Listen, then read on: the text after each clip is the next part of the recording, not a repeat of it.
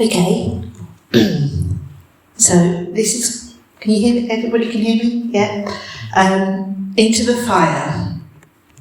So I want to talk about 3 people in the Bible called Hananiah, Mishael, and Azariah. These are their Hebrews names. So Hananiah is Hebrew and meaning God is gracious, and Yah shortened from the name of the Lord, resulted in Yahweh is gracious, or God has favour. Mishael, who is like God, or one who is like God. And Azariah, helped by God, Yahweh has helped.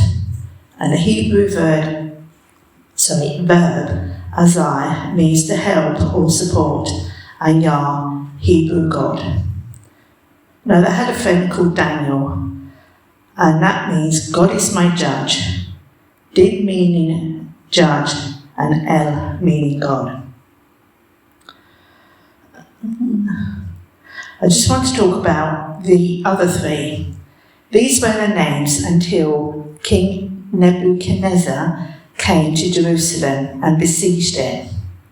And you can read that in Daniel 1 and 2. Then the eunuchs changed their names to what we know them as. Hananiah became Shadrach, Mishael became Meshach, and Azariah became Abednego. And then Shadrach means tender, which you think is good, but it also Aku, which is the Babylon god of the moon. Meshach, and that means who is Aku, which is the moon god. And Abednego, servant of Nego, or servant of Nabu. Mesopotamia, god of wisdom. Nebo, Mesopotamia deity. Some may say servant of light or shining. So the name changes were maybe to strip them of their godly names. Why change their name? For that we have to look at the God's worship. We have to look at the gods worshipped by King Nebuchadnezzar, which included Nebo. He wanted nothing to do with the God of the Israelites. And so you can read all that in Daniel 1 and 2. In Daniel 2, we see that the king had a dream that kept him awake. Sound familiar? In Genesis 41, that Pharaoh also had dreams that kept him awake, and it was Joseph that could interpret them. A man of God, and he rose in power. Just as Daniel did, we see the king had an acceptance. God, yet in the next chapter, Daniel 3, he had a big gold statue made, and the people are told to bow down when they hear the horns, flute, harp, lyre, and psaltery play all kinds of music. The statue was human-like, maybe made in the image of Nebuchadnezzar's God. Now, when the music was played, all the people bowed down to the statue, except Shadrach, Meshach, and Abednego, who refused to bow down. When they refused to bow down, certain Chaldeans, and Chaldeans are ancient ethnic group, lived in Mesopotamia. They migrated to southern Mesopotamia, which is now southern Iraq. And the Chaldeans dynasty, also known as the Neo-Babylonian dynasty, ruled ruled Babylonia from 626 BC to 539 BC. Period marked by such kings as Nebuchadnezzar. Well, they came to the king and told him that Shadrach, Meshach and Abednego had not bowed down. Why do you think this was? Jealousy?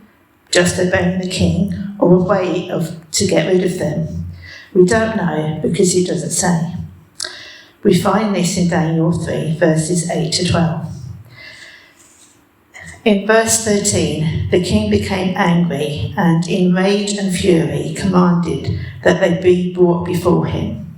He asked them in verse 14 whether it was true and said that when they hear the sound of the music, that if they bow down, everything would be good.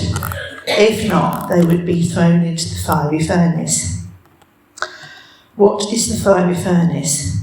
It was likely an open pit or large structure that could accommodate 3 men and be heated to extreme temperature. In verse 16, I do like their answer. We don't need to answer you in this matter. Wow. Brave or trusting in their God? The answer is in verse 17. If that is the case, our God, whom we serve, is able to deliver us from the burning fiery furnace, and he will deliver us from your hands, O king. And in verse 18, but if not, let it be known to you, O king, that we do not serve your gods, nor will we worship the gold image with you, which you set up. Well, I would say brave and trusting to speak to a king like that.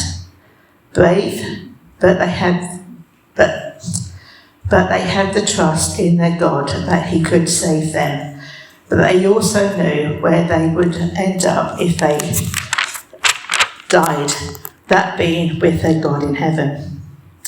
In verse 19 to 21, we see the king's response, as in they were bound and the furnace heated 7 times hotter than usual.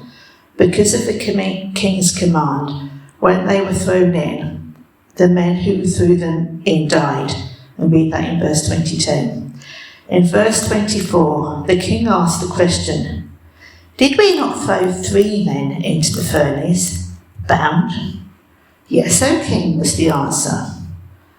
Verse 25, look then, I see 4 men, and they are loose and walking around unharmed. Who was the 4th man?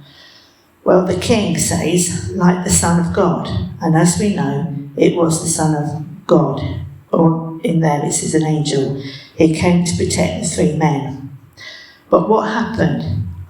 In verse 26, King Nebuchadnezzar came near and called to them to come out, and in verse 27 we see that not a hair was singed or clothes damaged, or no smell of smoke was on them. Verse 28 to 30, we see that King Nebuchadnezzar says basically that there is only one God, the God of Shadrach, Meshach and Abednego, and that everyone should worship their God. So what have we learned? Well, 1, don't change your name unless God tells you to. Your name is given for a reason. You would lose your identity in Christ. 2, don't have any idols.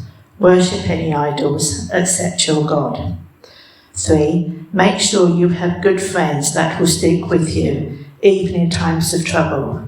And 4, know that your God is with you no matter what.